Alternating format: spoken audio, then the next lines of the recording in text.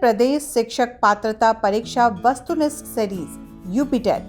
ये सीरीज उन अभ्यर्थियों के लिए है जो उत्तर प्रदेश शिक्षक पात्रता परीक्षा यानी कि यूपीटीईटी में शामिल हो रहे हैं। इस सीरीज में हम रोजाना यूपीटेट की परीक्षा में पूछे जाने वाले प्रश्नों के समतुल्य 20 प्रश्नों पर विश्लेषणात्मक चर्चा करेंगे। यूपीटेट से संबंधित प्रश्नों का संपूर्ण संकलन प्रभात प्रकाशन की पुस्तक में दिया गया है। ये पुस्तक एनसीईआरटी, एससीईआरटी एवं उत्तर प्रदेश बेसिक शिक्षा परिषद के दिशा निर्देशों पर आधारित है, जिसे आप अमेज़न या फ्लिपकार्ट से भी खरीद सकते हैं, जिसका लिंक नीचे डिस्क्रिप्शन में दिया गया है।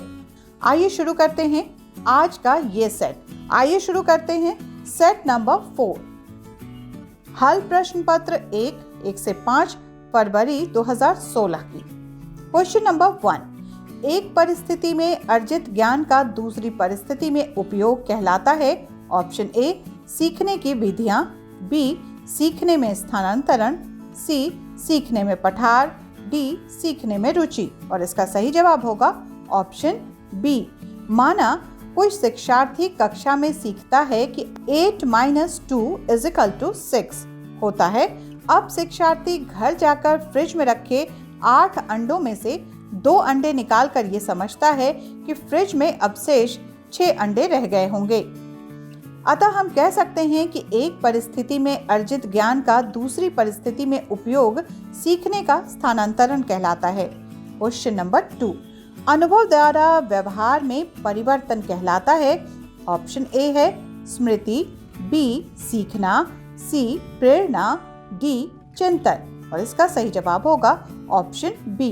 अनुभव द्वारा व्यवहार में परिवर्तन सीखना कहलाता है। क्वेश्चन नंबर 3, ये अवस्था जो कि माता के 21वें गुणसूत्र जोड़े के अलग न हो पाने के कारण होती है कहलाती है।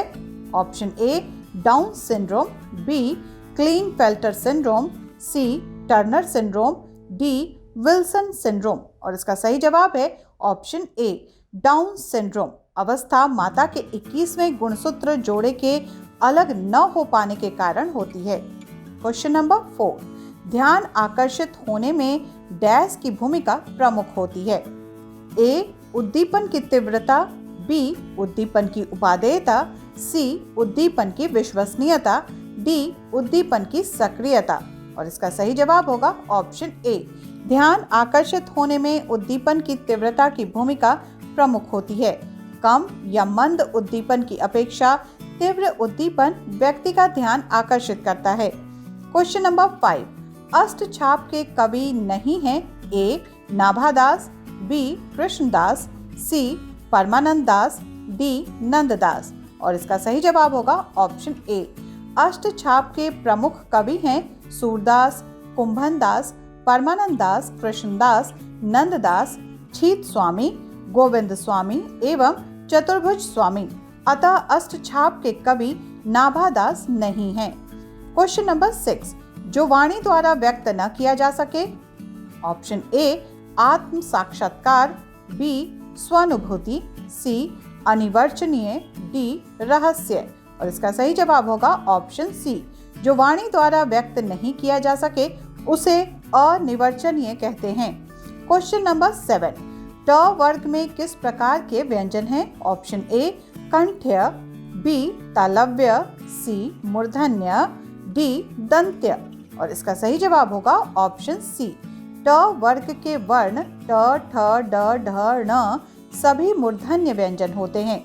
ये वर्ण कठोर तालु के मध्य भाग तथा जीभ की उल्टी हुई नोक के निचले भाग से स्पर्श होकर उच्चारित होते हैं।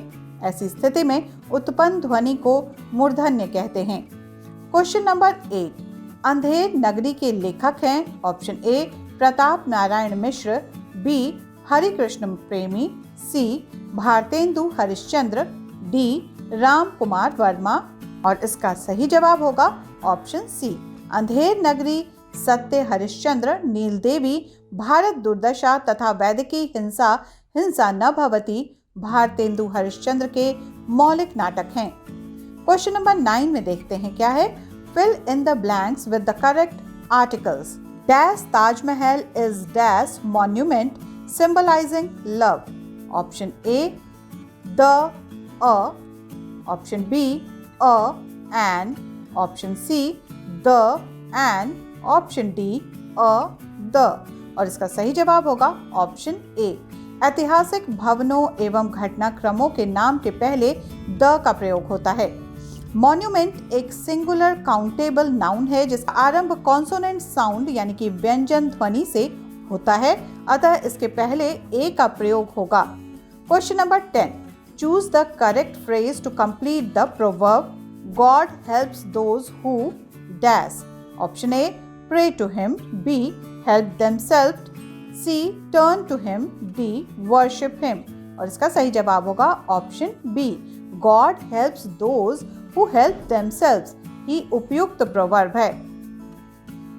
Question number 11, the girl child Lucy is an poem written by. Option A, John Keats. B, William Wordsworth. C, William Shakespeare. D, P B. Shelley. और इसका सही जवाब है option B, the girl child Lucy William Wordsworth की रचना है। Question number 12, fill in the blanks with the appropriate model. The villagers dash read and write their mother tongue. Option A, may. Option B, can. Option C, should. Option D, with. और इसका सही जवाब होगा option B, वाक्य के संदर्भ में दिए गए विकल्पों में से ही कैन ही उपयुक्त शब्द है।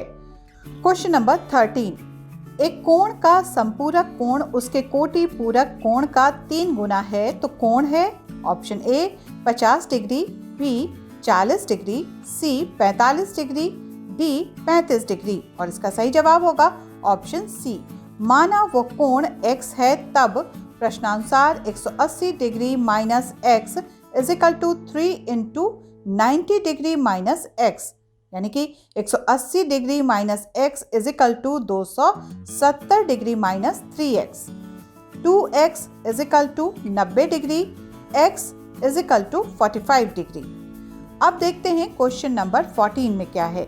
कोई छात्र 5050 को 550 लिखता है, इसका अर्थ है कि ऑप्शन ए स्थानीय मान की अवधारणा स्पष्ट नहीं है, बी संख्याओं का ज्ञान नहीं है, सी गणित का ज्ञान नहीं है, डी जोड़ का ज्ञान नहीं है। इसका सही जवाब होगा ऑप्शन ए। यदि कोई छात्र 5050 को 550 लिखता है तो इससे स्पष्ट होता है कि उसे स्थानीय मान की अवधारणा का सही ज्ञान नहीं है। क्वेश्चन नंबर 15, यदि दो वृत्तों की परिधियों में 3 बराबर 1 का अनुपात है तो वृत्तों के क्षेत्रफलों में अनुपात होगा। ऑप्शन ए 3 बराबर 4, बी 9 बराबर 1, सी 5 बराबर 6, डी 2 बराबर 3। और इसका सही जवाब होगा ऑप्शन बी।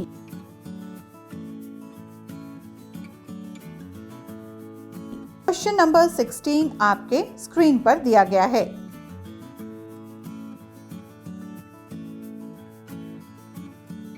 क्वेश्चन नंबर 17 देखते हैं क्या है।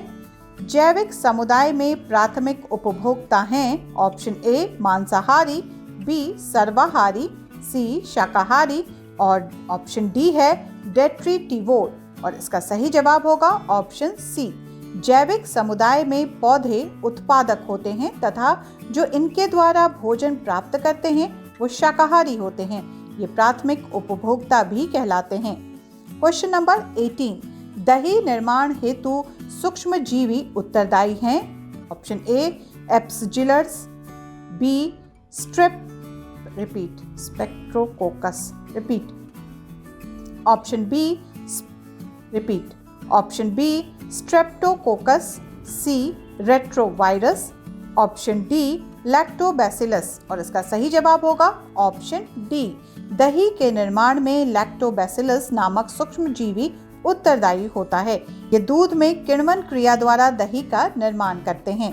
क्वेश्चन नंबर 19, जब एक जीव लाभ लेता है बगैर दूसरे सहवासी जीव को प्रभावित किए तो कहलाता है। ऑप्शन ए परजीवी, बी सहभोजी, सी मृतोपजीवी, डी सहजीवी।